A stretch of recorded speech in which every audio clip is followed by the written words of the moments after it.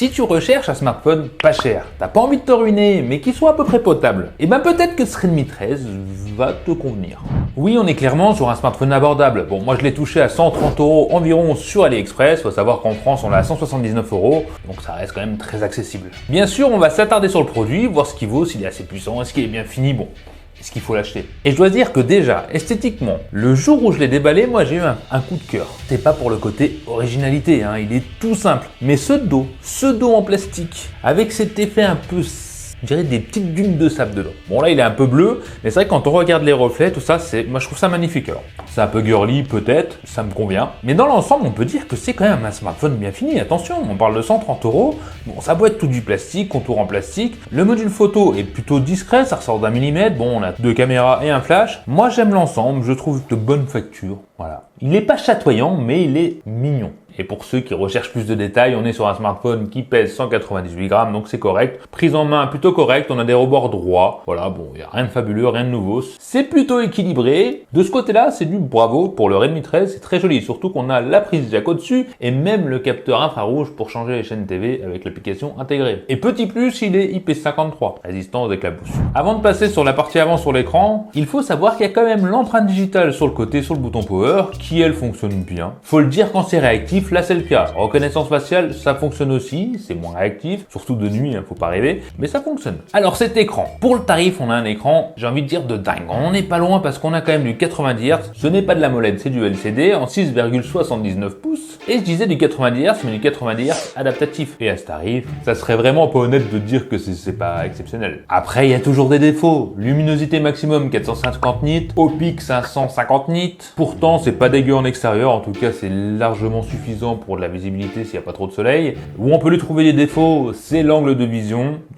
Je cherche toujours des mots, je cherchais visionnage, mais non, c'est l'angle de vision. Bon, quand on est en face de l'écran, les couleurs sont belles, sont vives, c'est vrai qu'on a un bel écran. Dès qu'on tourne un peu l'écran, bon, ça a tendance à devenir teinté, quoi. C'est moins joli, il y a moins de couleurs. Voilà, c'est un écran entrée de gamme, mais bon, de face, c'est bien. Après, de côté, ça l'est un peu moins. Et d'ailleurs, le contour de l'écran est pas trop épais. Bon, ça fait 1,5 mm, allez. J'ai envie de dire, ça fait comme mon iPhone 15 Pro. Non, il est quand même plus fin de l'iPhone 15, mais pas de grand chose. Au niveau du logiciel, on est sur HyperOS avec Android 13.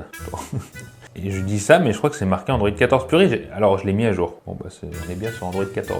Je viens de le mettre à jour à l'instant. Comme quoi, il y a des mises à jour. Bon, des mises à jour normalement de 2 ans, ça, c'est ce qu'ils disent. Après, je suis pas en train de contredire Xiaomi par rapport à ça. C'est juste que je le garde pas 2 ans pour vérifier. Toujours le même problème, j'ai envie de dire, mais ça c'est par rapport au tarif. On a des applications préinstallées et on va toujours retrouver des pubs sur les applications d'origine Xiaomi. Par exemple, la sécurité, les trucs comme ça. Bon, il y aura des pubs qui apparaîtront de temps en temps. C'est chiant. Mais ça n'empêche pas d'utiliser le smartphone. Car à l'utilisation de tous les jours, il ira largement. Alors si vous faites de la navigation web, des vidéos YouTube, tout ce qui est simple, alors il y a de la latence, le smartphone n'est pas extrêmement fluide, ça va, il gère, bon là il est neuf, toujours pareil, il y a quelques applications, il y en a une trentaine, quand vous en aurez 60, 70, que sais-je, peut-être qu'il va plus tenir, il y a de grandes chances qu'il ait du mal, mais voilà, on est sur un smartphone correctement fluide, ça passe. Pour la puissance brute, bon on est sur un processeur Helio G91 Ultra. Alors oui, le nom donne envie, comme ça on a l'impression d'avoir un processeur de dingue, c'est pas le cas. C'est déjà bien pour le tarif, mais c'est pas un processeur de ouf. Je suis rendu dessus, je suis monté à 270 000. Il y a 5 ans, c'était ouf. Maintenant, bon, un peu à l'ouest, mais à 130 balles, c'est très bien. Toujours pareil, il faut que je me mette au niveau du prix. De tester toutes sortes de smartphones, j'arrive plus à m'adapter au tarif. Là, j'ai la version 6 Go de RAM, 128 Go de stockage. Faut savoir qu'on a aussi une version 8, 256 et on peut étendre la mémoire en prenant la mémoire de stockage. Bon, ça peut faire du 16 Go de RAM. On sent une petite différence, mais voilà, on n'a pas réellement 16 Go de RAM à l'intérieur. Mais on peut quand même étendre le stockage avec une micro carte SD. C'est ou une nano SIM et une carte SD ou de nano SIM. Par contre, j'ai quand même fait du jeu 3D. Je taille le processeur, mais n'empêche que Genshin Impact ou d'autres jeux 3D, ça tournait. Peut-être qu'on est pas au graphique maximum, ce qui est tout à fait normal, attention. Mais j'ai pas rencontré de grosses latences, des ralentissements bien sûr, de la chauffe pas vraiment, ça chauffe un tout petit peu et ça c'est bien. Bon après c'est sur un son mono, on n'a pas de stéréo, j'aurais aimé cette petite pépite en plus qui aurait fait que le smartphone était unique. Mais voilà, là on va passer à un truc qui pique, on peut dire ça comme ça, c'est que Xiaomi a mis un appareil, une caméra de 108 mégapixels, là-dessus ne rêvez pas, le 108 fait rêver, on a l'impression d'avoir un truc de fou.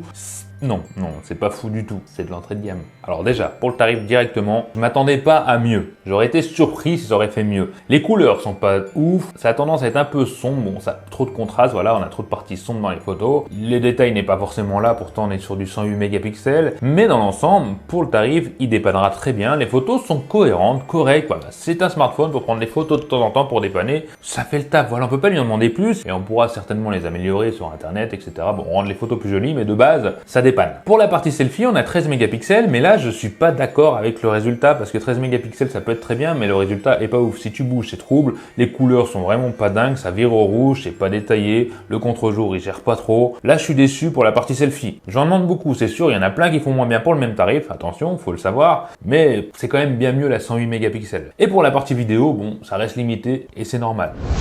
Donc on est en 1080p 30 images par seconde, je voulais faire un petit autofocus pour voir s'il réagissait bien, ça a l'air plutôt rapide et on va faire le test de la course. Ouais.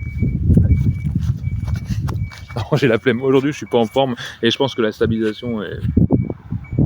Pareil, selfie, c'est 1080p 30 images par seconde et là c'est déjà cramé tout autour de moi. Bon, il va y avoir des nuages, c'est moche. Et on va courir un petit peu. Et mais la motivation que j'ai aujourd'hui c'est monstrueux et j'ai secoué le portable comme un cochon. Oh, non. Je suis pas convaincu sur l'écran. Et pour finir, je voulais vous parler de la batterie qui est de 5030 mAh, qui elle s'en sort vraiment très bien pour le tarif. Alors, il y a un défaut que je vous dis tout de suite, c'est que dans la boîte, on n'a pas de chargeur. Moi, c'est vrai que c'est quelque chose qui m'embête et j'arrive pas à m'y faire. Je veux pas passer de l'autre côté en me disant que c'est normal. Bah, j'aime pas ça. Mais bon, on a quand même 5030 mAh. La batterie tiendra la journée, mais large, surtout qu'il chauffe pas trop, un processeur pas trop gourmand. Donc voilà, il est extrêmement bon en autonomie. En plus, on a une charge rapide de 33 watts et c'est plutôt pas mal parce que pour charger 50% du smartphone, il faut environ 30 minutes. Après, ça prend plus de temps, il faut plus d'une heure pour le charger complètement. Mais de base, les 50 premiers pourcents, ça charge plutôt vite. Et à ce tarif-là, c'est complètement dingue. Bravo Xiaomi, parce que moi, j'adore ça, les charges rapides. C'est mieux que des iPhones qui coûtent bien plus cher. Donc bravo. L'autonomie, bon, Xiaomi a toujours été bon sur leurs produits entrée de gamme pour l'autonomie. Là, c'est encore le cas. C'est un smartphone qui dure, c'est très bien. Bon, après tout ça, je pense que vous êtes mitigé pour le smartphone. C'est normal, je suis sacrément dur à chaque fois que je teste un smartphone Xiaomi. Je l'admets. Et pourtant, dans les tarifs entrée de gamme, Xiaomi fait toujours les meilleurs smartphones. Donc j'aurais pu prendre une autre marque au même tarif, elle fera moins bien. À part des modèles de l'année d'avant, etc. Mais les tout derniers modèles qui sortent, Xiaomi fait toujours mieux que la concurrence dans les 100 ou 200 euros. Rapport qualité-prix. Là où ça vient pêcher, toujours pareil chez Xiaomi, c'est HyperOS qui est bien, qui est fluide, mais pareil avec des applications préinstallées, voilà, des trucs comme ça, des pubs, et des ralentissements généralement au bout de certains temps. Dans 6 mois, 1 an, bon, le smartphone sera ralenti, et c'est normal. Voilà, on achète surtout du prix quand on prend du Xiaomi. C'est un smartphone équilibré pour 130 balles, 179 en France. Mais oui, j'adhère, je valide. Si vous cherchez vraiment un smartphone pas cher, que vous n'avez pas les moyens de mettre plus cher, que vous voulez pas un smartphone de l'année d'avant, etc.